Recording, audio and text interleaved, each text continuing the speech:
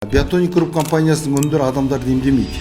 Неге олай деуінің себебі бар. Бірінші себебі адамды емдейді химиялық жолмен врачтар уақытша тоқтатады. Содан кейін кейбір жерлерде химиялық операцияға жүгініп емдеуге жатады.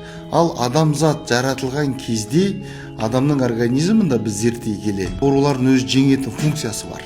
Ол қай уақытта тоқтайды? Оның тоқтайтын уақыты жаңағы біздің айтқан қазіргі тамақ дұрыс емес, химиялық красителердің көп қосылып кеткеннен кейін олар организмдардың өзінің Алланың берген функциясында жұмыс жасай алмайды. Оның бірінші сегізі жаңағыдай токсиндердің толуы, ас қорыту жүйесінің дұрыс жасамауы, екіншіден кезде паразиттердің көбеюі. Biotonic Group компаниясы токсиндерді тазалай отырып, паразиттерді шығара отырып, дәрумендерді әрбір клеткаға дейін жеткізе отырып, организмді өзінің ауруымен өзі күресетін жағдайға жеткіземіз.